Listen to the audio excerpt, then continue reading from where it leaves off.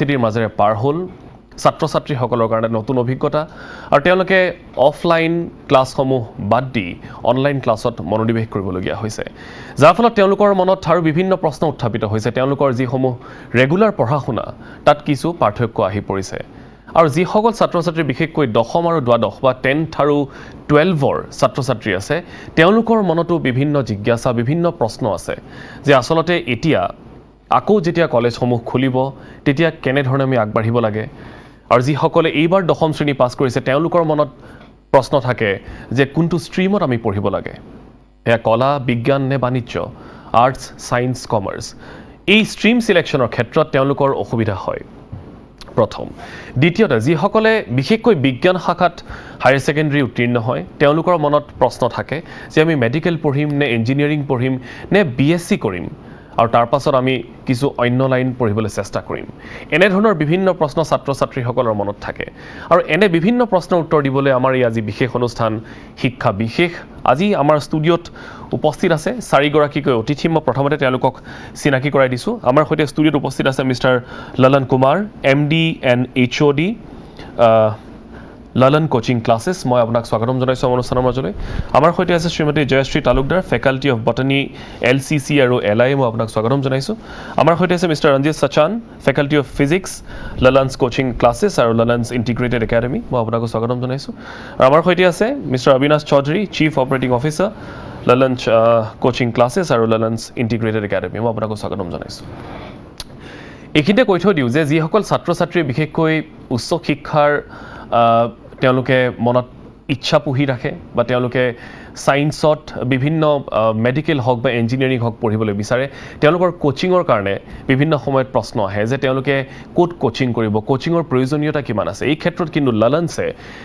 আজি দীৰ্ঘ সময়ৰ পৰা ছাত্ৰ-ছাত্ৰীসকলক উচিত বাট দেখুৱাই আহিছে তেওঁলোকৰ যিসকল ছাত্ৰ-ছাত্ৰী আছে তেওঁলোকে ভাল ফলাফল দেখুৱাবলৈ সক্ষম হৈছে কম্পিটিটিভ এক্সামছত গতিকে আজি আমি ললনছৰ এইসকল অতিথিক আমন্ত্ৰণ জনাইছোঁ অনুষ্ঠানৰ মাজলৈ আৰম্ভ কৰিছোঁ আজিৰ অনুষ্ঠানৰ প্ৰথমগৰাকী অতিথি জয়শ্ৰী তালুকদাৰৰ সৈতে এতিয়া বিভিন্ন কথা থাকে ছাত্ৰ-ছাত্ৰীসকলে হায়াৰ সেকেন্ডাৰী যেতিয়া পাছ কৰে তেওঁলোকে মনত বিশেষকৈ দুটা অপচন থাকে এটা হৈছে ইঞ্জিনিয়াৰিং আৰু এটা হৈছে মেডিকেল প্ৰথমতে মই মেডিকেলৰ কথালৈ আহিছোঁ যে আজিৰ তাৰিখত মেডিকেল যিটো প্ৰফেশ্যন তাক ইমান বেছি গুৰুত্ব সহকাৰে কিয় লোৱা হৈছে আপুনি কি ভাবে So first of all ধন্যবাদ আপোনাক প্ৰশ্ন দিলে মেডিকেল প্ৰফেশ্যনটো এটা খুব নবেল প্ৰফেশ্যন হয় একচুৱেলি মই ডিগনিটি অফ লেবাৰত বিলিভ কৰোঁ প্ৰত্যেকটা প্ৰফেশ্যনৰে নিজা নিজা এটা স্বকীয়তা আছে তথাপি এতিয়াতো আমি কোভিডৰ সময়ত পেণ্ডেমিকৰ সময়ত গমেই পাইছোঁ যে আমাৰ কাৰণে medical related staffs not only doctors nurses বা আদাৰ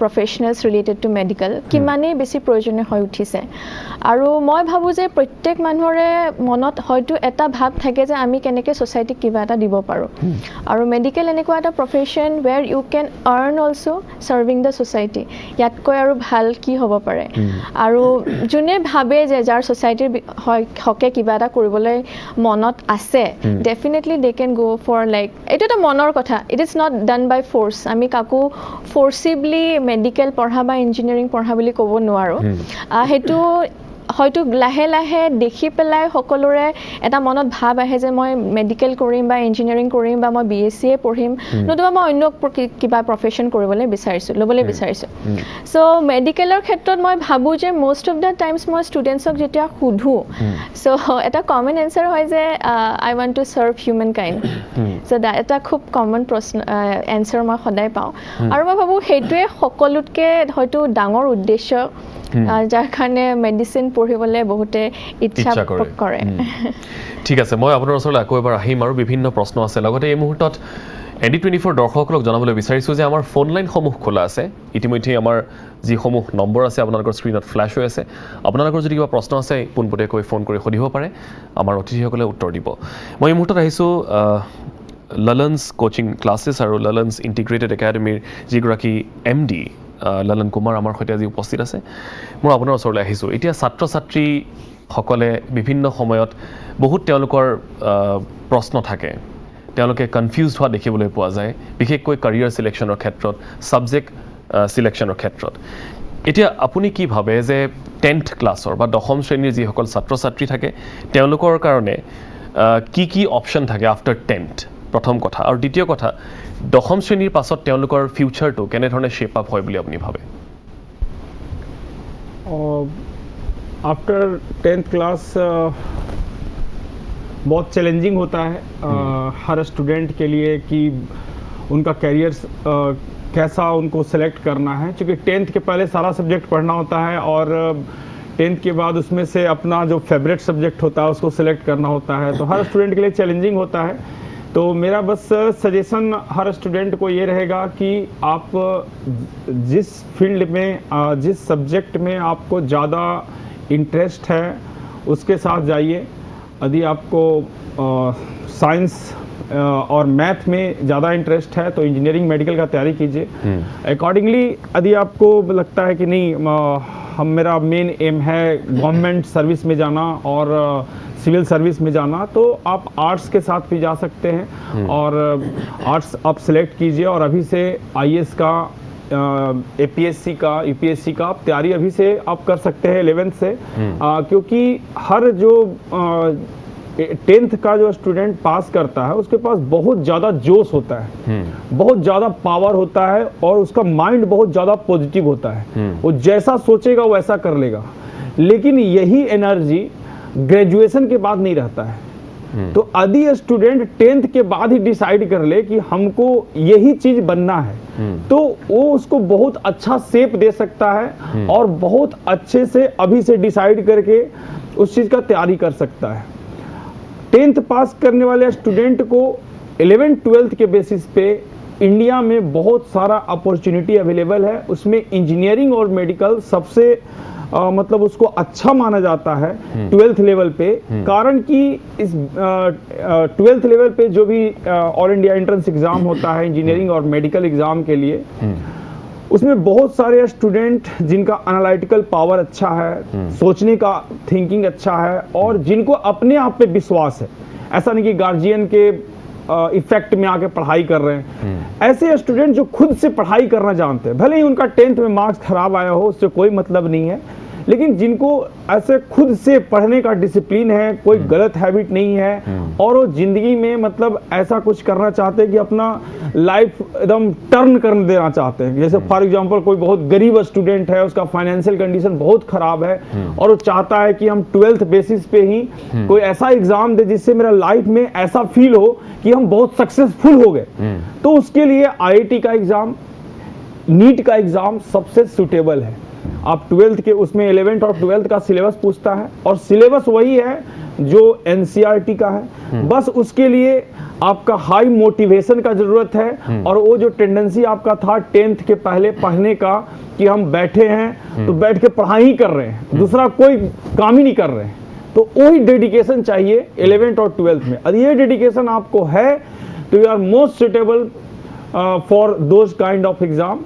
इसके अकॉर्डिंग आप तैयारी स्टार्ट कर सकते हैं। और दूसरा मेरा ये सजेशन रहेगा हर स्टूडेंट को, चाहे आप अपने लाइफ से कंफ्यूजन हटा दीजिए। जैसे अभी आपको बहुत लोग बहुत तरह की बातें बोलेंगे, कोई बोलेंगे आर्ट्स अच्छा होता है, कोई बोलेंगे कॉमर्स अच्छा होता है, कोई बोलेंगे साइंस अच्छा होता है। हम जो फील किए हैं अपने स्टूडेंट लाइफ से अभी तक टीचिंग लाइफ में, कंफ्यूजन एक ऐसा चीज होता है जो इंसान को बर्बाद कर देता है। आप कोई भी काम कीजिए, कोई भी चीज स्टार्ट कर दीजिए, जैसे मान लिया कि आपको मन किया कि नहीं मेरा आर्ट्स ही सिलेक्ट करना है, आप उसमें अपना फुल एफर्ट दीजिए विदाउट कंफ्यूजन, क्योंकि जितना कंफ्यूजन आप रखेंगे उतना आपका एफिशिएंसी कमेगा, और एफिशिएंसी कमेगा तो आपका डायरेक्शन मिसगाइड हो जाएगा और अपने गोल तक, अपने लक्ष्य तक आप नहीं पहुंच पाएंगे। तो आपको विदाउट कंफ्यूजन एक चीज सिलेक्ट करना है और उसमें अपना 100% देना है with full dedication. You will be most successful person, ये मेरा बिलीफ है। খুব সুন্দৰ কথা এটা আপুনি উল্লেখ কৰিছে। মই আপোনাৰ ওচৰলৈ আকৌ এবাৰ যাম আৰু কথা পাতিবলগীয়া আছে। এটা ফোন হয়তো আহিছে আৰম্ভতে, মই ফোনটো ল'বলৈ বিচাৰিছোঁ। হেল্ল', হয় হয়, আপুনি ক'ৰ পৰা কৈছে আৰু কি সুধিবলৈ বিচাৰিছিলে? হয়, মোৰ প্ৰশ্নটো হ'ল এইমছ মেডিকেল কলেজ আৰু আদাৰ গভৰ্ণমেণ্ট কলেজৰ মাজত ডিফাৰেন্সটো কি? পাৰ্ডন, আকৌ এবাৰ সুধিব। এইমছ মেডিকেল কলেজ আৰু আদাৰ গভৰ্ণমেণ্ট মেডিকেল কলেজৰ মাজত ডিফাৰেন্সটো কি? কি ক'ব? ये डिफरेंस जो भी स्टूडेंट पूछ रहे हैं बहुत अच्छा क्वेश्चन है। ये डिफरेंस वैसा ही है जैसे एम्स का जो पूरा ऑल ओवर इंडिया में जो एम्स दिल्ली है बहुत ज़्यादा फेमस है, और जैसे हर कॉलेज का मतलब नंबरिंग होता है, नंबरिंग मीन्स टॉप 10 का कौन सा कॉलेज है, तो मेडिकल में एम्स का रैंकिंग जो है मतलब सबसे ऊपर में आता है। तो आप जब नीट का एग्जाम में सबसे टॉप रैंक लाएंगे तो आपको एम्स मिलेगा, और एम्स का ऑब्वियसली फैसिलिटी बहुत अच्छा है। इंफ्रास्ट्रक्चर, हाँ, इंफ्रास्ट्रक्चर, क्वालिटी बोलिए, टीचिंग बोलिए, सब चीज मतलब बहुत अच्छा है। तो आप नीट में अच्छा रैंक, सबसे अच्छा रैंक लाएंगे तभी आपको एम्स में पढ़ने का मौका मिलेगा, जो कि बहुत चैलेंजिंग है। रिमेनिंग गवर्नमेंट कॉलेज हम लोग ऐसा नहीं बोलेंगे कि कोई खराब है, क्योंकि सारे गवर्नमेंट कॉलेज बहुत ही अच्छा मतलब फैसिलिटी दिए हुए हैं, बट हर चीज रिलेटिव होता है, उस रिलेटिविटी में एम्स सबसे टॉप पे है।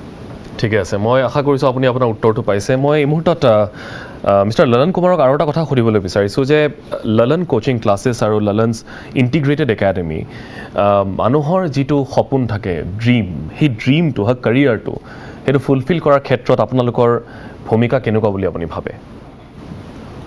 देखिए हम लोग का जो मेन थीम है, ऐसे स्टूडेंट्स को जो 9th क्लास से 10th क्लास से 11th से जिनका कुछ ड्रीम होता है, मतलब ऐसा उनको हम लोग गाइडेंस देते हैं, ऐसा उनको मोटिवेशन देते हैं कि कोई स्टूडेंट खराब नहीं होता है।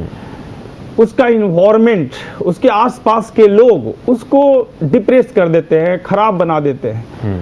तो हम लोग हमेशा कोशिश करते हैं as a guide, as a faculty, कि बच्चों में हमेशा पॉजिटिविटी रखें। कितना भी खराब सिचुएशन आ जाए, कितना भी डिफिकल्ट सिचुएशन आ जाए, उस समय भी हर बच्चों के मन में ये रहना चाहिए कि आई विल डू बेस्ट। हम किसी से कम नहीं है, हो सकता है मेरे से 5 क्वेश्चन कम सोल्व हो रहा हो, लेकिन हम किसी से कम नहीं है। Yes. तो हम लोग ये चीज हर स्टूडेंट के मन में जनरेट करवाते हैं, और कोई स्टूडेंट हम लोग के पास आता है तो उसको हम लोग ये नहीं बोलते हैं कि तुमको सिर्फ सिलेक्ट हो जाना है। हम लोग बोलते हैं कि तुमको सिलेक्ट होने के लिए नहीं पढ़ना है, तुमको टॉप करने के लिए पढ़ना है। तुम किसी से कम थोड़ी हो, तुम किसी से कम नहीं हो।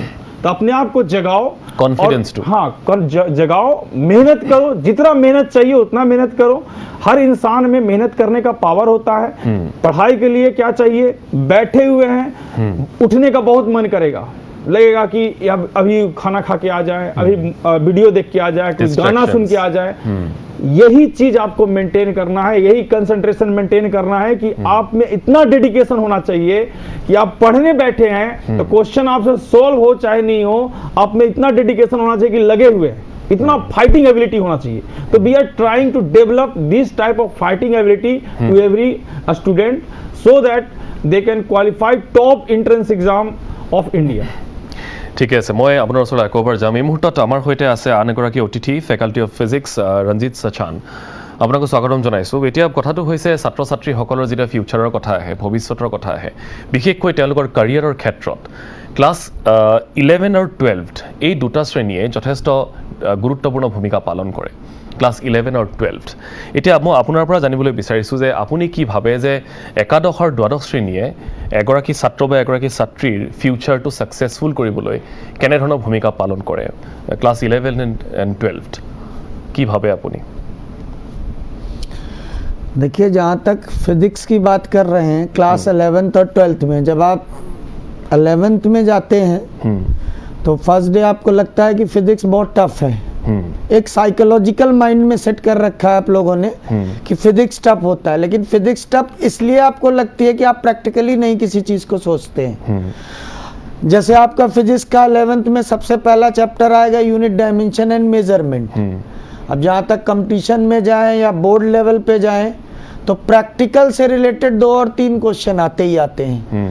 तो जो भी बच्चे जा रहे हैं, साइंस ऑप्ट कर रहे हैं, फिजिक्स को टफ समझते हैं, उनसे मैं यही बोलूँगा कि फिजिक्स सबसे आसान सब्जेक्ट है। फिजिक्स में कम पढ़ना पड़ता है लेकिन थिंकिंग प्रोसेस ज़्यादा करना पड़ता है। अच्छा, मतलब आपको अगर कोई चीज़ आपने थ्योरेटिकल पढ़ा है तो आप लैब में जाइए, उस चीज़ को देखने की कोशिश करिए।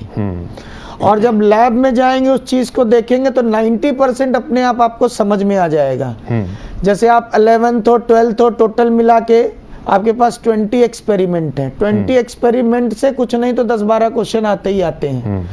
तो मैं क्लास 11th वाले बच्चों से कहूँगा, जनरली होता क्या है क्लास 11th में बच्चे प्रैक्टिकल में बड़ा अपने आप को सोचते कि हो जाएगा, मतलब एक मेंटल टेंडेंसी है कि एक्सटर्नल एग्जाम होता नहीं है, प्रैक्टिकल का नहीं भी करेंगे तो चलेगा, उतना जोर नहीं देते वो, उतना जोर नहीं देते हैं। जहाँ तक हम लोगों की बात करें, मैंने कई सालों से जितना भी एक्सपीरियंस है वो देखा है। जब हम लोग भी पढ़ते थे तो हम लोगों के टीचर भी जो है वो प्रैक्टिकल पे बड़ा एम्फेसाइज करते थे और प्रैक्टिकली हर चीज को बताते थे। जैसे वर्नियर कैलिपर से स्क्रू गेज है, क्लास 11 में पढ़ाया जाता है, बच्चे जनरली क्लास 12 भी पास कर लेते, उसको यूज करना नहीं सिखाते। अभी जेई का एग्जाम आज भी हुआ है, कल भी होना है, उसमें हर एक शिफ्ट में देखिए वर्नियर कैलिपर्स और स्क्रू गेज का क्वेश्चन आया है, जो कि बहुत सिंपल क्वेश्चन है। 95% बच्चा उसको नहीं कर पाता है। पोटेंशियोमीटर का क्वेश्चन है, नहीं कर पाता है, क्यों? उसने प्रैक्टिकली उसको एनालिसिस नहीं किया होता है। तो हमारे यहाँ जितना इंटीग्रेटेड एकेडमी है, LIA है, इवन LCC में भी जहाँ तक हम डील करते हैं फिजिक्स में, तो कभी कभी क्या होता है, हम कोई चैप्टर पढ़ा रहे हैं, जैसे पोटेंशियोमीटर का क्वेश्चन करा रहे हैं, क्वेश्चन अगर थ्योरेटिकल करा रहे हैं, बच्चे को नहीं समझ में आ रहा है, तो हम क्या करते हैं, पोटेंशियोमीटर को लेके जाते हैं क्लासरूम में और बच्चे को करके बताते हैं। अच्छा, तो जनरली 3-4 टाइप का जो क्वेश्चन है वो आ जाता है। दूसरी चीज फिजिक्स में जो ये सोचता है कि हमारी मैथ्स कमजोर है, सबसे जल्दी जो बच्चों के माइंड में साइकोलॉजिकल एक कंसेप्ट रहता है कि हम मेडिकल करने जा रहे हैं, हमारी मैथ्स नहीं 10th में अच्छी रही या हमें मैथ्स से डर लगता रहा तो हम मैथ्स अवॉइड करेंगे वो लोग, हाँ, तो हम फिजिक्स नहीं कर पाएंगे।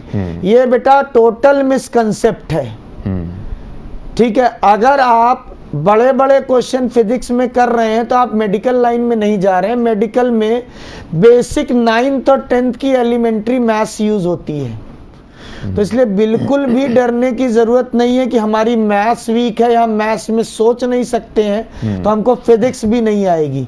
अगर आपको कभी भी ऐसा लगता हो तो आप हमसे कांटेक्ट करिए, हमसे मिलिए, हम आपको बताएंगे कितने आसानी तरीके से आप सारे क्वेश्चन कर सकते हैं विदाउट यूजिंग टिपिकल मैथमेटिक्स।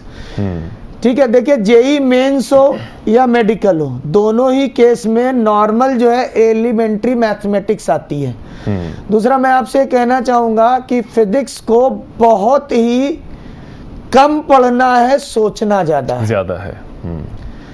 आपने देखा, आप गाड़ी चल रहे हैं, ब्रेक लग गई, आप उसमें भी सोचिए क्या इसमें फिजिक्स इन्वॉल्व है। दूसरी चीज, आप हमारे यहाँ पढ़े या किसी और जगह पढ़े, आपको टीचर ने क्वेश्चन कराया तो आप 4 क्वेश्चन उसमें सोचिए, चाहे गलत सोचिए, और वो टीचर से कंसल्ट करिए, तब टीचर आपको सही करके 10 कंसेप्ट देगा, तो आप इजीली लर्न करेंगे। दूसरी सबसे इंपॉर्टेंट बात, फिजिक्स में बहुत ज्यादा डिसिप्लिन की जरूरत है। आपने मार्केट में देखा, किसी ने आपको बोला ये किताब कर लीजिए, आपने वो किताब खरीदी, एक चैप्टर किया, किनारे रख दिया। दूसरे ने बोला ये अच्छी किताब है, आपने दूसरी किया।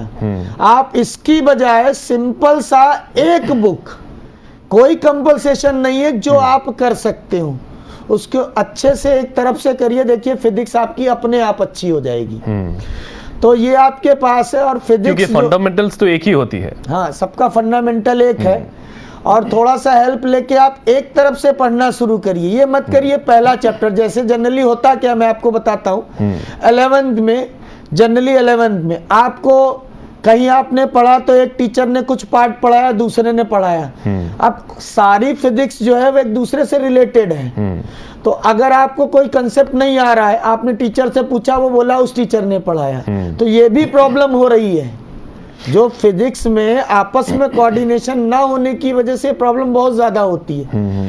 तो जो 11th में जा रहे हैं उनके लिए मैं यही कहूंगा, फिजिक्स इज इजीएस्ट सब्जेक्ट।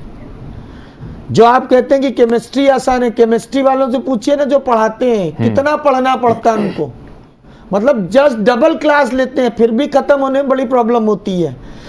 क्योंकि आपको केमिस्ट्री में हर चीज, एक बार फिजिक्स में आपने कंसेप्ट सीख लिया तो सारी चीजें वैसी हैं। फिजिक्स में दूसरी चीज, पूरी फिजिक्स में कहीं भी एक्सेप्शन नहीं है, हर चीज एक दूसरे से कंसेप्ट जुड़ी हुई है। तो मैं सारे बच्चों को एक ही छोटा सा गाइड दूंगा। सबसे पहली चीज तो आप किताब पढ़ना सीखिए, बुक को पढ़िए। एनसीईआरटी उठा लीजिए, आप एनसीईआरटी पढ़िए। स्पेशली छोटे छोटे एग्जाम्पल्स हैं, देखिए एक्टिविटी दे रखी है एनसीईआरटी में। आप जो आज या कल पेपर दे के आए हैं, जो बच्चे 12th देने के बाद, वो देखिए एनसीईआरटी से कितना इन्वॉल्व है क्वेश्चन। 11th वाले भी आदत डालिए, एनसीईआरटी पहले करिए तब दूसरी बात करिए। तो एनसीईआरटी अगर सिलेबस करेंगे तो हम लोग यही करते हैं इंटीग्रेटेड में। फर्स्ट थिंग कि हमारे पास सिलेबस को अच्छा देखना है।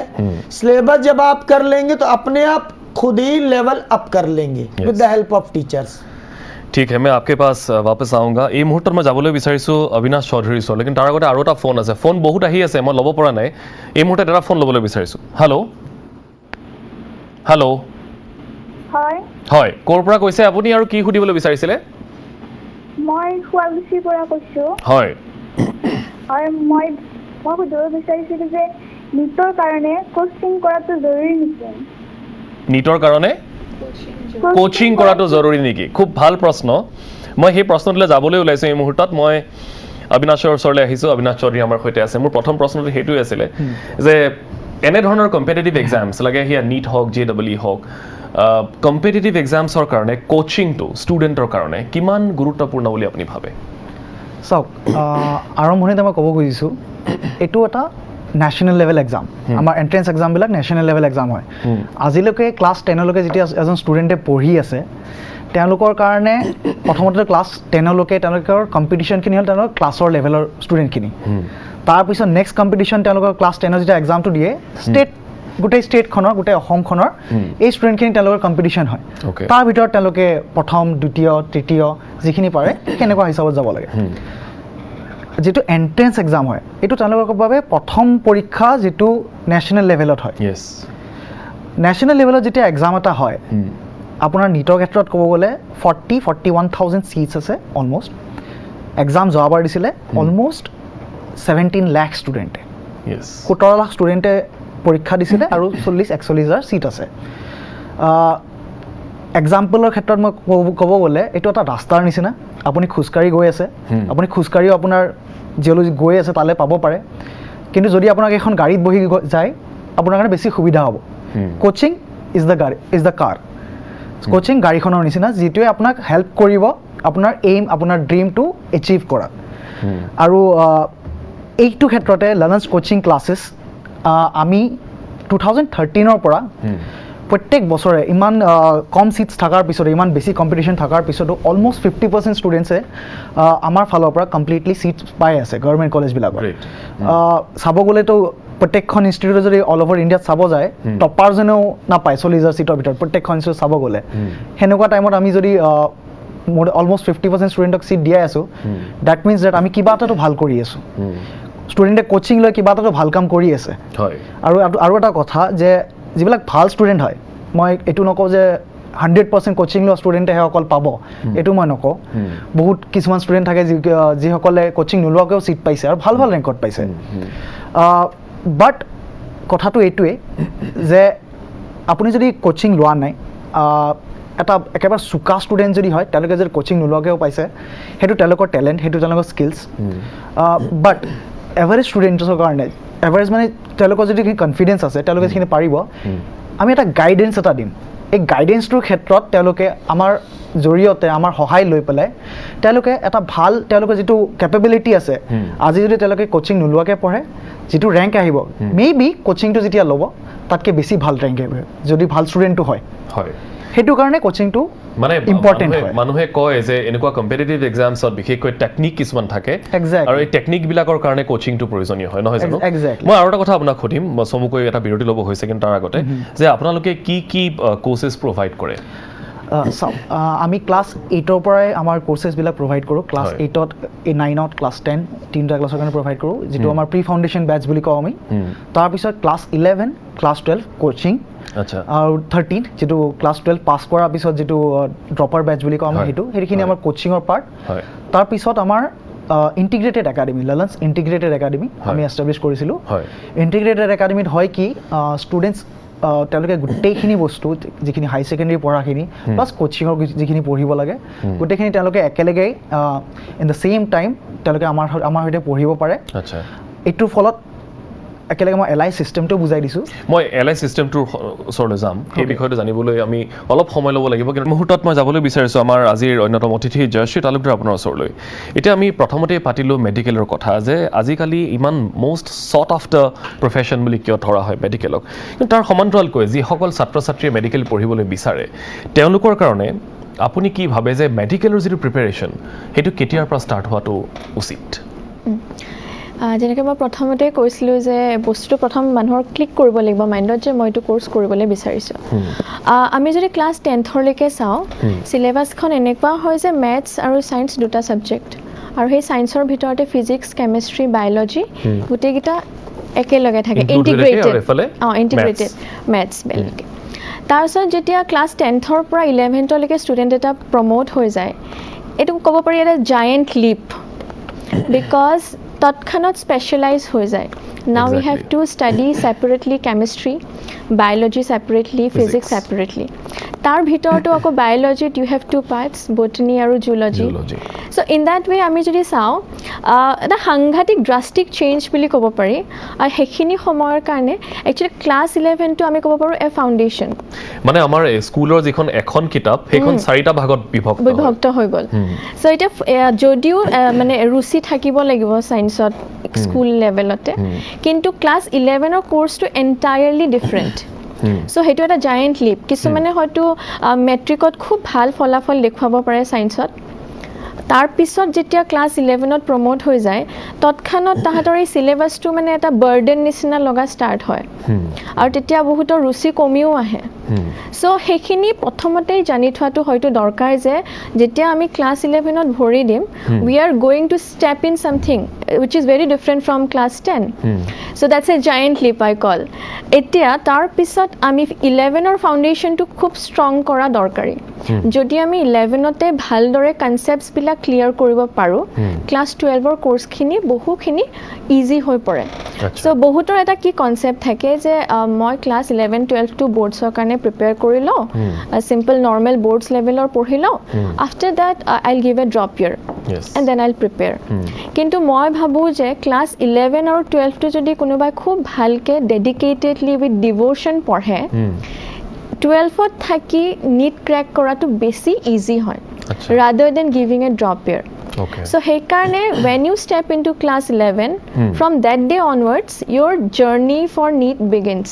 সেইদিনাখনৰ পৰাই যাত্ৰা আৰম্ভণি হৈ যায় আৰু সবতকৈ ডাঙৰ কথা যে আমি তিনিওটা ছাবজেক্টকে ইকুৱেল ইম্পৰ্টেঞ্চ দিব লাগিব মই কৈ দিছোঁ মাৰ্কছৰ পেটাৰ্ণটো we have 720 marks in NEET total 720 mark থাকে তাত 720 ভিতৰত 360 360 ইজ বায়'লজি চ' এটা কুৱেশ্যনৰ 4 মাৰ্কছ কৰি থাকে চ' বায়'লজি 90 কুৱেশ্যনছ থাকে তাত এপ্ৰক্সিমেটলি 45 জুলজি বটনী ফিজিক্সৰ 45 কেমেষ্ট্ৰি 45 আৰু আমি যদি নীটত খুব ভাল ৰেংকিং এটা আনিব লাগে আমাৰ বায়'লজি সেইকাৰণে খুব ষ্ট্ৰং হ'ব লাগিব because half of that is biology and equally important মই বাৰে বাৰে কৈছোঁ যে ফিজিক্স আৰু কেমেষ্ট্ৰিটো ইকুৱেল ইম্পৰ্টেঞ্চ দিব লাগিব বাট বিকজ 360 মাৰ্কছৰ ভিতৰত যদি আমি এটলিষ্ট 320 প্লাছ আনিব পাৰোঁ স্ক'ৰ কৰিব পৰা যায় তেতিয়া আমাৰ কিছুমান ষ্টুডেণ্টছৰ হয়তো কিছুমান ইকুৱেলি এট পাৰ নহ'ব পাৰে ইন দেট ৱে যদি কোনোবা বায়'লজিত ভাল হয় you can make it up Otherwise, I believe you have to give equal focus to all the 3 subjects. And the foundation for 11 is very, very important. গতিকে যিসকল ছাত্ৰ ছাত্ৰী ভাবি আছে যে নাই প্ৰথমতে 11 12 পাৰ হৈ লওঁ তাৰপিছত আমি চেষ্টা কৰিম সেইটো আচলতে ভুল আৰু এটা মই কথা এড কৰিব বিচাৰিছোঁ ছাৰে যেনেকৈ কৈছিলে NCERT বুকখন খুব ইম্পৰ্টেণ্ট NCERTৰ ওপৰত বেছ কৰিয়ে নীটৰ কুৱেশ্যন পেপাৰ কটা হয় আৰু তৎক্ষণাত আমি দেখিছোঁ বহুত ষ্টুডেণ্টৰ মনত এনেকুৱা এটা ভাৱ আহে এইখন ৰেফাৰেঞ্চ বুক লওঁ সেইখন ৰেফাৰেঞ্চ বুক লওঁ খুব বেছি ৰেফাৰেঞ্চ বুকৰ ওপৰত ফ'কাছ কৰা দেখা পাওঁ আৰু সেইটো কৰিবলৈ যাওঁতে ক'ৰবাত নহয় ক'ৰবাত NCERTখন এৰ খাই যায়গৈ গতিকে আমাৰ আছাম হায়াৰ ছেকেণ্ডেৰী যিসকল ছাত্ৰ ছাত্ৰী আছে তেওঁলোকেও NCERT কিতাপ ফ'ল' কৰিব পাৰে চেম বুক সেইখন বুকে বেচিছ হিচাপে ল'ব লাগিব and start reading the book like a novel নভেলৰ নিচিনাকৈ পঢ়িব লাগিব যেনেকৈ আমি মুভি এখন চালে বা নভেল এখন পঢ়িলে আমি মাজত একো স্কিপ নকৰোঁ ন লিংকটো নাইকিয়া হৈ যাব আৰু সেইকাৰণে নভেলৰ নিচিনাকৈ ইণ্টাৰেষ্ট দি পঢ়া ষ্টাৰ্ট কৰিব লাগিব এটা সিৰিজ টাইপ এটা সিৰিজ টাইপ যেনেকৈ সিৰিজবিলাক চালে আমি we don't skip an episode in that way আৰু কেতিয়াও ভাবিব নালাগে যে মই এইখিনি মাৰ্কছ এইখিনিত মোৰ খুব এটা হোল্ড আছে এইকেইটা চেপ্টাৰ মই খুব I am very good at that so' মই কেইটামান চেপ্টাৰ স্কিপ কৰি দিম ইউ নেভাৰ ন' যদি সেইটো বছৰত তাৰ পৰাও কেইটামান এডিশ্যনেল কুৱেশ্যন আহি গ'ল অলদ' মানে এটা পাৰ্চেণ্টেজ থাকে যে তথাপি ইউ নেভাৰ ন' ডেট চ' সেইকাৰণে যদিও মেইন চেপ্টাৰ্ছবিলাকত আমি ফ'কাছ দিব অবভিয়াছলি বেছিকৈ লাগিব কিন্তু we cannot skip chapters in fact বায়'লজিটো I don't say you have to skip chapters আমি কেতিয়াও এৰিব নোৱাৰোঁ গোটেই মানে ৰুটটো জানিব লাগিব আৰু বেচিক্স ক্লিয়াৰ কৰা খুব ইম্পৰ্টেণ্ট ছেকেণ্ডলি বায়'লজিৰ ক্ষেত্ৰত মই ক'ব বিচাৰিছোঁ ডোণ্ট থিংক ডেট বায়'লজি মুখস্থ কৰা subject it's not a subject of mugging up it is a very concept based subject যেতিয়ালৈকে আমাৰ কনচেপ্টবিলাক ক্লিয়াৰ নহ'ব আমি কেতিয়াও কুৱেশ্যনছবিলাক ছল্ভ কৰিব নোৱাৰিম সেইকাৰণে সদায় ৰিলেট কৰি পঢ়িব লাগে আৰু মই ভাবোঁ যে বায়'লজিটো কিয় বেছি ইজি হৈ যায় আমি দেখি আছোঁ এনভাইৰনমেণ্টত when we study about botany আমি ওচৰৰ আম গছডাল নাৰিকল গছডাল we see them আমি তাৰ ডেইলি আমি ভেজিটেবলছ খাই আছোঁ শাক পাচলি খাই আছোঁ so' how to relate things and study সেইবিলাক হয়তো কেতিয়াবা নিজেও আহিব পাৰে মনৰ পৰা আৰু মেণ্টৰ এজন থাকিলে সেই বস্তুখিনি হয়তো দেখুৱাই দিব পাৰে ঠিক আছে মোৰ কেইবাটাও ফোন আহিছে মই এটা ফোন ল'ব পাৰিম নেকি পিচিআৰক মই কৈছোঁ হেল্ল' হয় আপুনি ক'ৰ পৰা কৈছে আৰু কি সুধিবলৈ বিচাৰিছে এতিয়া মই কামৰূপ জিলা গড়চুকৰ পৰা কৈছোঁ গড়চুক হয় মই দশম শ্ৰেণীত পঢ়ি আছোঁ মানে মই এটাই কথা জানিব খুজিছোঁ যে ইণ্ডিয়ান আৰ্মিত এজ এ অফিচাৰ জইন কৰিব হ'লে মানে কেনেদৰে এতিয়াৰ পৰা আমাৰ প্ৰস্তুতি চলাব লাগিব অ'কে ঠিক আছে ইণ্ডিয়ান আৰ্মিত অফিচাৰ হিচাপে জইন কৰিবলৈ হ'লে কেনেধৰণে প্ৰস্তুতি চলাব লাগে এইখিনি বিভিন্ন আপুনি এতিয়া ইণ্টাৰনেটত পাব নিশ্চয় বিভিন্ন কথা থাকে এনডিএটো আছেই কিবা ক'ব বিচাৰিছে ছাৰ इंडियन आर्मी में ऑफिसर बनने के लिए यूपीएससी एक एग्ज़ाम कराती है नेशनल डिफेंस एकेडमी का अभी इसी साल शायद उसमें वुमेन्स को भी ऐड किया गया है तो एनडीए के एग्ज़ाम में फिजिक्स और मैथ्स और जीएस आता है जो उसका पैटर्न है 2 पार्ट में पेपर होता है 2 मीटिंग में मतलब एक होता है 9:30 to 12:30 और दूसरा होता है 2 to 5 तो एनडीए के थ्रू आप ऑफिसर्स की पोस्ट में जाते हैं उसमें आपको एक आईएमए होता है नवल सर्विसेज है ओटीए है ऑफिसर्स ट्रेनिंग एकेडमी तो इस तरीके से आपके पास 3-4 तरीके की ऑफिसर्स की जॉब होती हैं जिसमें सबसे ऊपर जो है वो इंडियन एयरफोर्स की जॉब को रखा जाता है रैंकिंग के हिसाब से तो एनडीए का एग्जाम और जेई का एग्जाम बस खाली केमिस्ट्री नहीं आती है उसमें फिजिक्स और मैथमेटिक्स आती है टोटल जेई का पैटर्न एग्जाम होता है उसमें ओके और जीएस के लिए तैयारी करने के लिए मैं आपको हम लोगों ने क्योंकि तैयारी किया सिविल सर्विसेज वगैरह की भी यूपीएससी का जानते हैं जो पैटर्न होता है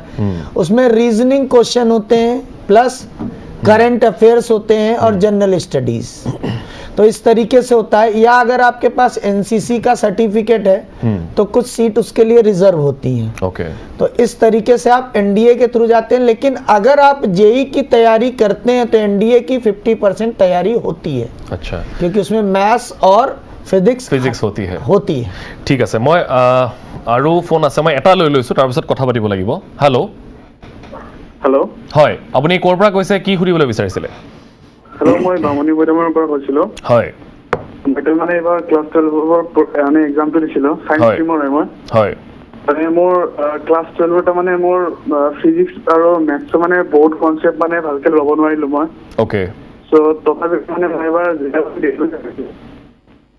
আপুনি সো মই জেডব্লিউ দিব বুলি ভাবিছে ওকে তো এইবাৰ মানে মই প্ৰিপাৰেচনটো কেনেকে নিব লাগিব আৰু লালেন্সত মই ল'ব পাৰিম নে এতিয়া ওকে কি ক'ব বিচাৰিব আমাৰ এডমিশ্যন প্ৰচেছ চলি আছে এতিয়াও আচ্ছা চ' অফক'ৰ্ছ তুমি আমাৰ তাতে ল'ব পাৰিবা আৰু তোমাৰ যিটো জেই প্ৰিপাৰেশ্যন হয় তুমি ক্লাছ 12 পাছ কৰা বুলি কৈছা ক্লাছ 12ৰ পিছত তুমি এতিয়া প্ৰিপেয়াৰ কৰিব খুজিছা অফক'ৰ্ছ এই বেচটো আমি ড্ৰপাৰ বেচ বুলি কওঁ 13th বেচ যিটো ড্ৰপাৰ বেচ হয় এইটো বছৰ তোমাৰ বেলেগ একো কাম নাই না তোমাৰ স্কুল আছে না তোমাৰ কিবা বেলেগ চিন্তা আছে চ' এইটো বছৰ just dedicate yourself to entirely to study একেবাৰে নিজৰ ফালৰ পৰা পঢ়িব লাগিব এণ্ড মষ্ট ইম্পৰ্টেণ্টলি যিটো আমাৰ এডভাইচ হ'ব যিটো আমাৰ তাতে আহিলে তুমি কমপ্লিটলি আমাৰ ফালৰ পৰা দেখা পাবা সেইটো আমি যিমানখিনি পঢ়োৱা যাব আমাৰ ফেকাল্টিজসকলে যিমানখিনি পঢ়াব সেইখিনি গৈ তেওঁলোকৰ পৰা কমপ্লিট 100% ট্ৰাষ্ট ৰাখি পেলাই যিখিনি কয় সেইখিনি কৰিব লাগিব সেইখিনি কৰিলে তেওঁলোকৰ ছাকচেছ হ'ব আৰু প্যাটাৰ্ণ দি দিয়া হয় নহয় জানো এক্স্যাক্টলি আৰু আমাৰ বেটচবিলাক মই কৈ দিছোঁ বেটচবিলাক আমাৰ 10 ছেপ্টেম্বৰৰ পৰা আৰু এটা নতুন বেটচ এটা আৰম্ভ হ'ব ডপাৰ বেটচৰ কাৰণে যিটো তুমি সুধিছা 14 ছেপ্টেম্বৰৰ পৰা আমাৰ আৰম্ভ হ'ব যিকোনো এটা বেটচত তুমি এডমিশ্যন ল'ব পাৰা আৰু তুমি আমাৰ অফিচলৈ কণ্টেক্ট কৰিলে তললৈ নাম্বাৰ আহি আছে অলৰেডি কিজানি আৰু এই কণ্টেক্ট নাম্বাৰ তুমি কণ্টেক্ট কৰিব পাৰা নতুবা আমাৰ অফিচ আমাৰ গুৱাহাটীত তুমি বামুণীমৰা আছে যেতিয়া তোমাৰ ওচৰতে জুৰুড জোনালী এইখিনি অফিচ আছে আমাৰ জুৰুডত তাতে তুমি গৈ পেলাই এডমিশ্যনটো প্ৰচেছটো কৰিব পাৰা okay and I can assure you that 100% preparation তোমাৰ কমপ্লিট কৰোৱা যাব এটা কথা মই তাৰ লগতে ক'ব খুজিম ষ্টুডেণ্ট এটাই যেতিয়া পঢ়িব খোজে তেওঁক কোনেও ৰখাব নোৱাৰে ঠিকে আৰু যদি ষ্টুডেণ্ট এটাই যদি পঢ়িব নিজে ফালৰ পৰা যদি পঢ়িব খোজা নাই তেওঁক লগা হ'লে আপুনি যিমানে ভাল ফেকাল্টি নিদিয়ক তেওঁক নোৱাৰে তেওঁক ভালৰো ভাল ইনষ্টিটিউশ্যনত নিদিয়ক তেওঁৰ নামত যিমানে টকা পইচা খৰচ নকৰক ষ্টিল ইট ডাজন্ট মেটাৰ নিজৰ একাগ্ৰতাটো লাগিবই এক্স্যাক্টলি সো ষ্টুডেণ্টৰ ফালৰ পৰা 100% ডেডিকেশ্যন 100% সিনচিয়াৰিটি লাগিবই এটা যিকোনো ষ্ট্ৰীমতে হওক যিকোনো পঢ়াৰ ক্ষেত্ৰতে হওক যিকোনো এক্সামৰ ক্ষেত্ৰতে হওক অবিনাশ যিহেতু আপুনি এইখিনি কথা কৈছে গতিকে মই এলআই সিস্টেমটোৰ কথা অলপমান জানিবলৈ বিচাৰিম অলপমান যদি আমি থুলমূলকে বুজাই দিওঁ আৰু লগতে এলচিচি আৰু এলআই যিখিনি ফেচিলিটিজ আছে সেইখিনি কথা অলপমান লালান্স ইণ্টিগ্ৰেটেড একাডেমি এলআই চমুকে ক'ব গ'লে এইটো এটা চিষ্টেম এই চিষ্টেমটোৰ ক্ষেত্ৰত আমি কি কৰোঁ দিনৰ ভাগত নৰ্মেলি ট্ৰেডিশ্যনেল যিটো মেথড আছে আমাৰ ষ্টুডেণ্টবিলাকৰ কাৰণে তেওঁলোকে এখন কলেজত এডমিশ্যন লয় হায়াৰ ছেকেণ্ডেৰী পঢ়াখিনি তেওঁলোকে তাতে কৰে ইডাৰ HSCC নতুবা CBSE এনেকুৱা ধৰণৰ ষ্ট্ৰীমত তেওঁলোকে পঢ়াখিনি কৰে হায়াৰ ছেকেণ্ডেৰী তাৰপিছত ইভিনিঙত of course entrance exams R very important চ' তেওঁলোকে কোচিং ল'বই লাগিব তেওঁলোকে কোচিং কৰে ইভিনিং টাইমত 4:30 পৰা ধৰক 4টা 4:30 মান বজাৰ পৰা কোচিং আৰম্ভ হয় দিনৰ ভাগৰখিনিতো ৰাতিপুৱা 9টা বজাৰ পৰা তেওঁলোকে 8টা বজালৈ 3টা বজালৈ কলেজতে যায় 4:30 পৰা ধৰি লওক তেওঁলোকে 7টা 7:30 8টা বজালৈকে তেওঁলোকে কোচিঙে কৰে দিনটোত যদি 2টা ক্লাছ হয় তাৰপিছত তেওঁলোকে ঘৰলৈ আহে ঘৰলৈ অহাৰ পিছত তেওঁলোকে নিজে পঢ়িব লাগিব যেনেধৰণে মই ক'লোঁ যে ষ্টুডেণ্টে যদি পঢ়িব ইচ্ছা নকৰে একো লাভ নাই যেতিয়া তেওঁ নিজে পঢ়িবলৈ বহে তেওঁ হাতত মাত্ৰ 2 ঘণ্টা এটা টাইম থাকে যদি 10টা বজাৰ পৰা তেওঁলোকে ৰাতি পঢ়িবলৈ বিচাৰে ৰাতি 12টালৈকে মেক্সিমাম পঢ়িব পাৰিব নেক্সট ডে আকৌ কলেজ আছে 9টা বজাৰ পৰা শুব লাগিব 8 ঘণ্টা নুশুলেতো বা 6 ঘণ্টা 7 ঘণ্টা নুশুলেতো আকৌ মাইণ্ড ফ্ৰেছ নহ'ব একো লাভ নাই চ' সেই ক্ষেত্ৰত হয় কি তেওঁলোকে দিনটোত মাত্ৰ 2 ঘণ্টা এটাহে পঢ়িব পাৰে আৰু প্ৰিপাৰেশ্যন এণ্ট্ৰেঞ্চ এক্সামৰ কাৰণে ইমান ইজিটো নহয় যে 2 ঘণ্টা খালি পঢ়ি পেলাই বহুত ভাল ৰিজাল্ট এটা হৈ যাব টাইম বেছিকৈ লাগিব এই প্ৰব্লেমটো ছল্ভ কৰাৰ কাৰণে আমি ইণ্টিগ্ৰেটেড একাডেমি ষ্টাৰ্ট কৰিছিলোঁ ইণ্টিগ্ৰেটেড একাডেমিত হয় কি যিখিনি হাই ছেকেণ্ডেৰীৰ পঢ়া আৰু যিখিনি কোচিঙৰ পঢ়া ৰাতিপুৱা 8টা 8:30 পৰা আৰম্ভ হয় একেলগে আপোনাৰ 3:30 3টালৈকে ক্লাছ চলে তাত যিখিনি হাই ছেকেণ্ডেৰী পঢ়াৰ ক্লাছ সেইখিনিও হয় যিখিনি কোচিঙৰ ক্লাছ সেইখিনিও একেলগে হৈ যায় ক্লাছবিলাক ছেপাৰেটলি হ'ব বাট টাইম ডিউৰেশ্যনটো সেইখিনি টাইমৰ ডিউৰেশ্যনৰ ভিতৰত হৈ যাব আৰু কমপ্লিট কোৰ্চ কৰোৱা যাব তাৰপিছত হয় কি 3:30 বা 3টাত যেতিয়া শেষ হ'ব তেওঁ যদি ইভিনিং 4:30 5টা বজাৰ পৰাও যদি পঢ়া আৰম্ভ কৰে 12টা বজালৈকে তেওঁলোকে তেওঁৰ হাতত এটলিষ্ট 7 ঘণ্টা এটা টাইম এটা বাচি আছে আজি যিসকল অভিভাৱকসকলে চাই আছে প্ৰগ্ৰামটো বা যিসকল ষ্টুডেণ্টে চাই আছে তেওঁলোকে নিজেই ক'ব পাৰিব এজন ষ্টুডেণ্টে 2 ঘণ্টাকৈ ডেইলি পঢ়ি আছে এজন ষ্টুডেণ্টে 7 ঘণ্টাকৈ ডেইলি পঢ়ি আছে কাৰ ৰিজাল্ট বেছি ভাল হ'ব যদি ব্ৰেইন যদি টেলেণ্ট যদি সমানো থাকে অবভিয়াছলি এজনে বেছিকৈ পঢ়ি থাকিলে কাৰ ৰিজাল্ট ভাল হ'ব এইটো চবেই জানে এই প্ৰব্লেমটো ছল্ভ কৰিবৰ কাৰণে আমি ইণ্টিগ্ৰেটেড একাডেমি ষ্টাৰ্ট কৰিছিলোঁ আৰু এটা চিষ্টেমত আপোনালোকে পেলাব পাৰে বস্তুটো এইটোত হয় কি এটা ক্লাছত 5 বা 10% ষ্টুডেণ্ট বহুত ভাল থাকে তেওঁলোকৰ চিট অলমষ্ট গেৰেণ্টি বুলি ক'ব পাৰি তেওঁলোকৰ চিট ভালকৈ পঢ়ে তেওঁলোকে চব কথা শুনে কমপ্লিট কৰে এছাইনমেণ্টছ কমপ্লিট কৰে DPP কমপ্লিট কৰে তেওঁলোকে পাই যায়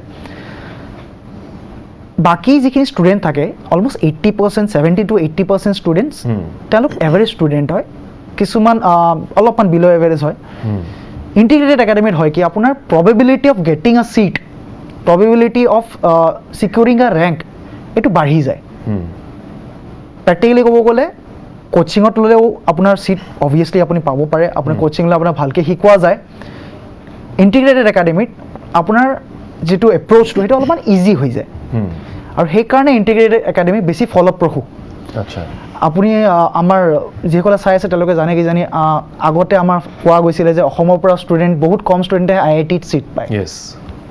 অসমৰ পৰা বহুত কম ষ্টুডেণ্টেহে এইমছত ছিট পায়।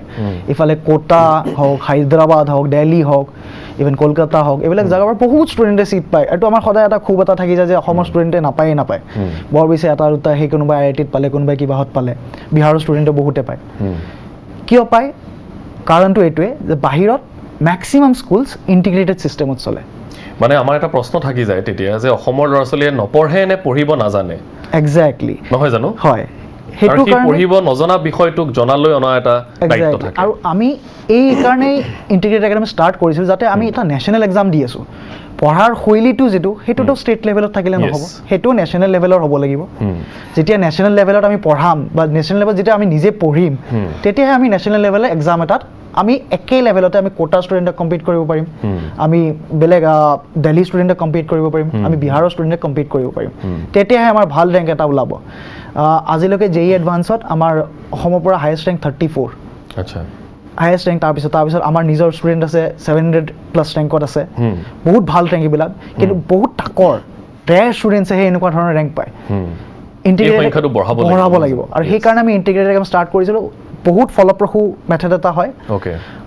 যেনেধৰণে মই ক'লোঁ, একে কথা, আপোনাৰ হাতত দুটা অপশ্যন আছে। যিকোনো ষ্টুডেণ্টৰ হাতত দুটা অপশ্যন থাকে। এটা ট্ৰেডিশ্যনেল মেথড, আপোনালোকে এখন কলেজত এডমিশ্যন লৈ কোচিং কৰিব পাৰে, নতুবা আপুনি ইণ্টিগ্ৰেটেড ছিষ্টেমত যাব পাৰে। তাত দুইটা বস্তু আপুনি একেলগে পাব। অপশ্যন আপোনাৰ হাতত আছে, আপুনি চিলেক্ট কৰিব লাগিব, আপোনালোকৰ ষ্টুডেণ্টে চিলেক্ট কৰিব লাগিব।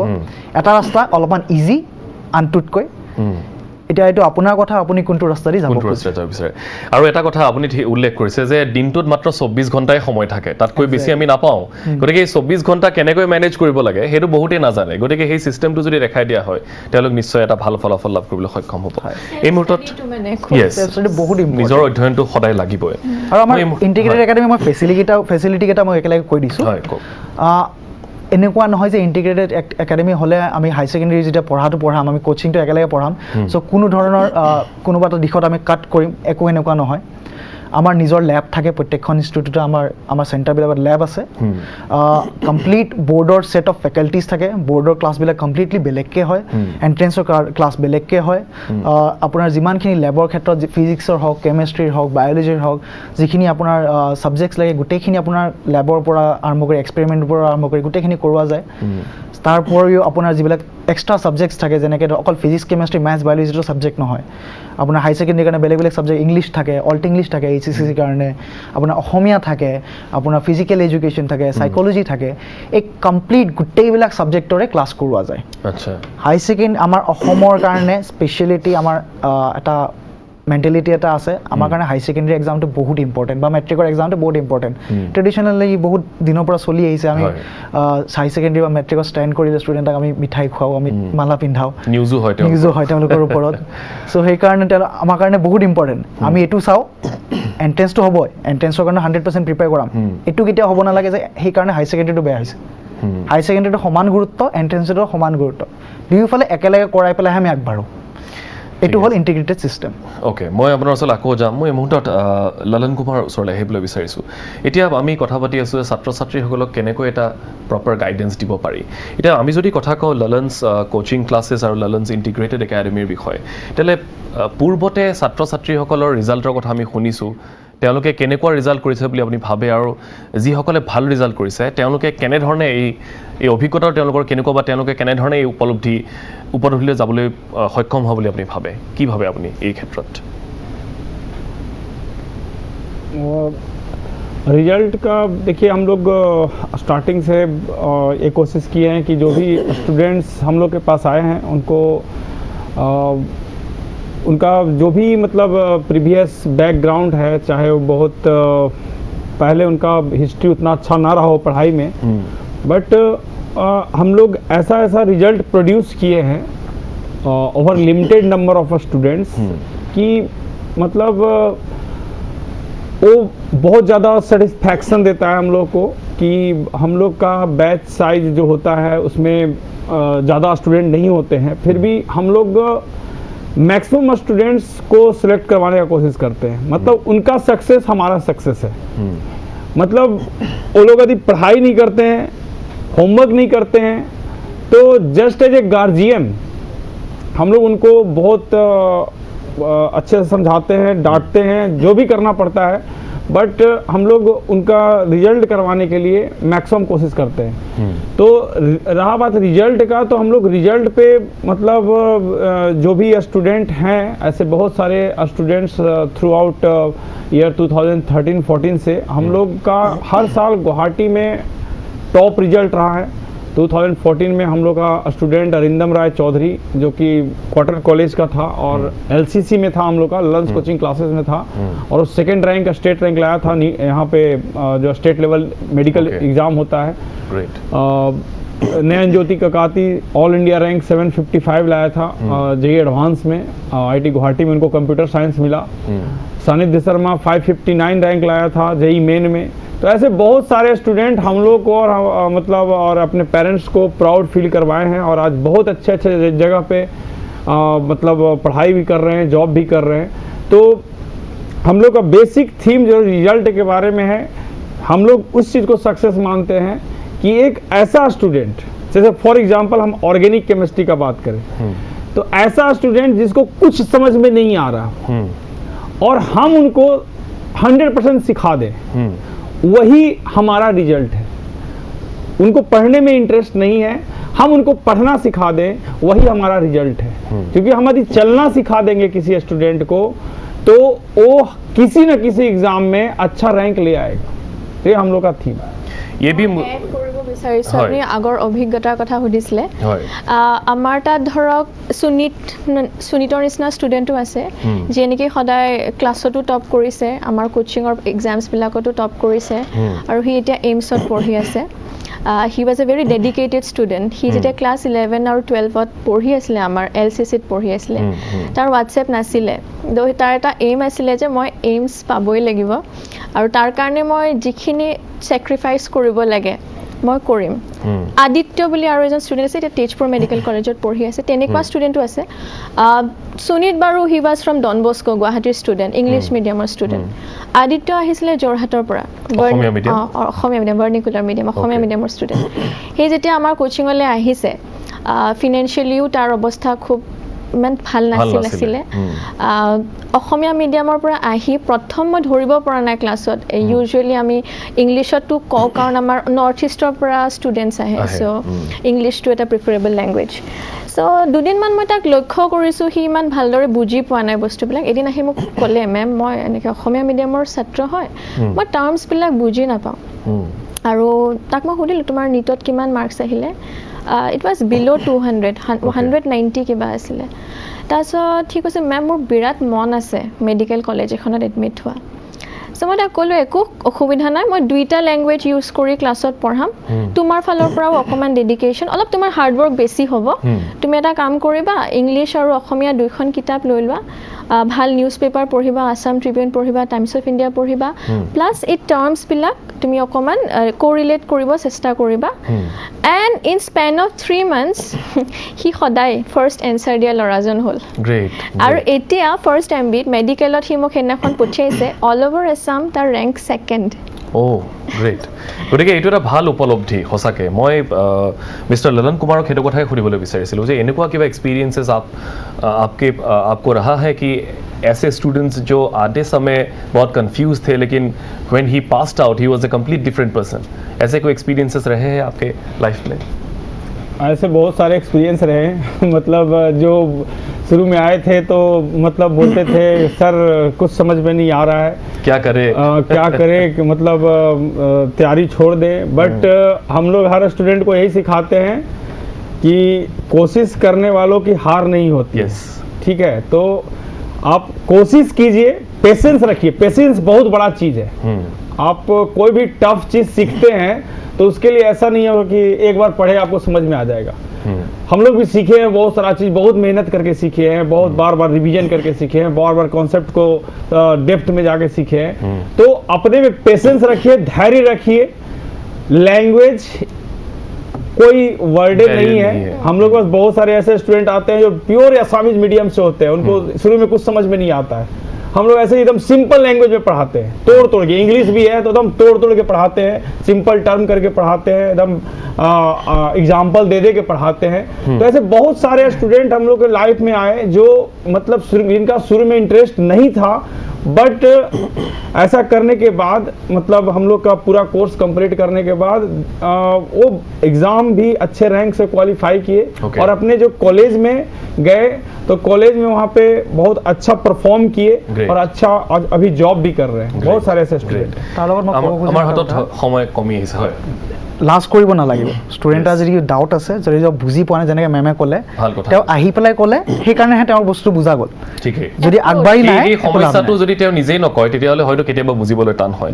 সময় মাত্ৰ 3 মিনিট আমাৰ হাতত আছে, গতিকে মই এটা শেষত ৰঞ্জিত সচানক এটা কথা সুধিবলৈ বিচাৰিছোঁ যে আমি মেডিকেলৰ কথা পাতিলোঁ, we have spoken about medical, लेकिन अब हम अगर इंजीनियरिंग के बारे में बात करेंगे तो आपको क्या लगता है कि what is the value of an engineer और अच्छे इंजीनियरिंग इंस्टीट्यूट से पढ़ना कितना ज़रूरी होता है आपके हिसाब से?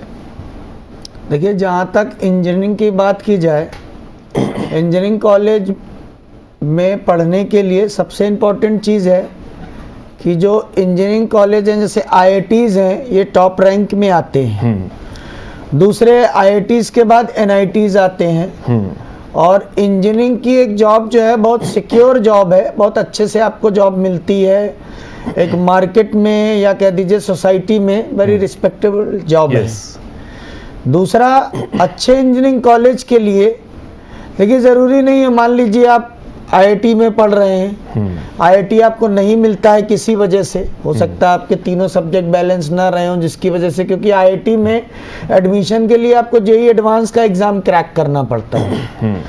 तो IIT के बाद जो है NITs आते हैं, NITs के बाद और भी बहुत सारे कॉलेज आते हैं, ठीक है, जैसे NSIT है दिल्ली का, इस तरीके से कॉलेजेस आते हैं। तो आपके पास देखिए टॉप इंजीनियरिंग कॉलेज की आज भी देखिए मुंबई, बॉम्बे का नाम बदल के मुंबई हो गया, लेकिन आज भी IIT बॉम्बे की पहचान मुंबई के अंदर IIT बॉम्बे से ही होती है। वही तो जो इनकी आज से जब ये खुले थे तब भी रेपुटेशन जो थी, आज भी वही रेपुटेशन है, बरकरार है।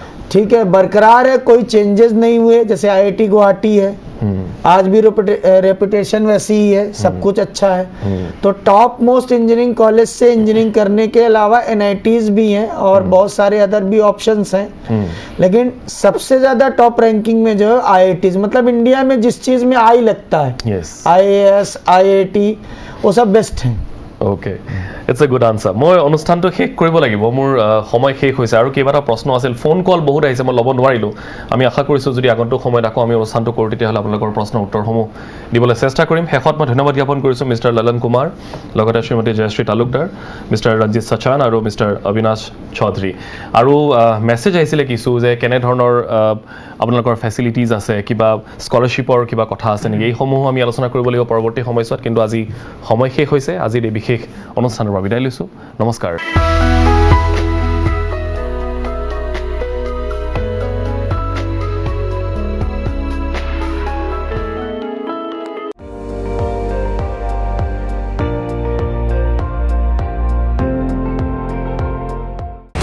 আপুনি চাই আছে ND24, সৰ্বশ্ৰেষ্ঠ নহয় সৰ্বোত্তমৰ দৌৰ।